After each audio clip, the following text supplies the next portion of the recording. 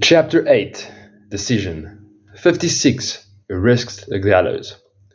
But the greatest decision of all time, as far as any American citizen is concerned, was reached in Philadelphia, July 4th, 1776, when 56 men signed their names to a document which they well knew would bring freedom to all Americans or leave every one of the 56 hanging from a gallows.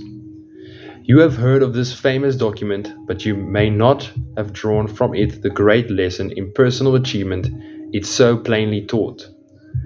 We all remember the date of this momentous decision, but few of us realize what courage that decision required.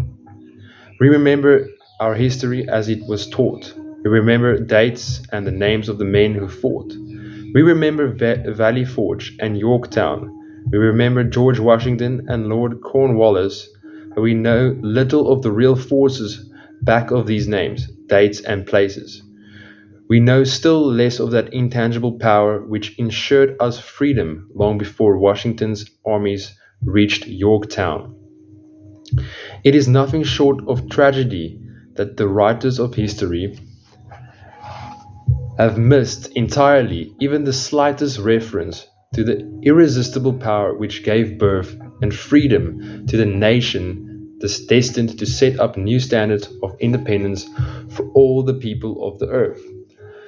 I say it is a tragedy because it is the self same power which must be used by every individual who surmounts the difficulties of life and forces life to pay the price asked.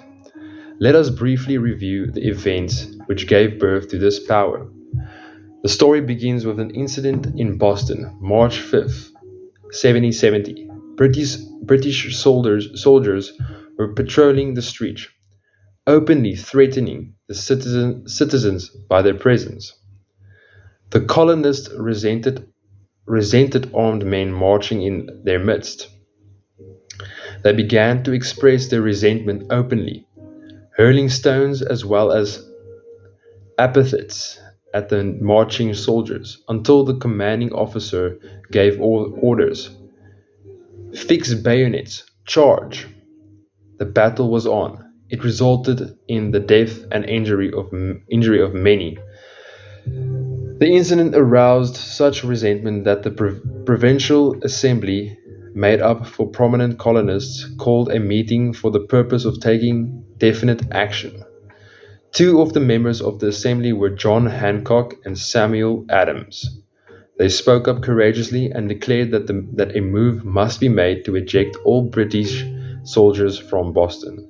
Remember this: a decision in the midst of two men might probably be called the beginning of the freedom which we of the United States now enjoy. Remember, too, that the decision of these two men called for faith and courage, because it was dangerous. Before the assembly adjourned, Samuel Adams was appointed to call on the governor of the province, Hutchinson, and demand the withdrawal of the British troops. The request was granted. The troops were removed from Boston, but the incident was not closed. It had caused a situation which was destined to change the entire trend of civilization.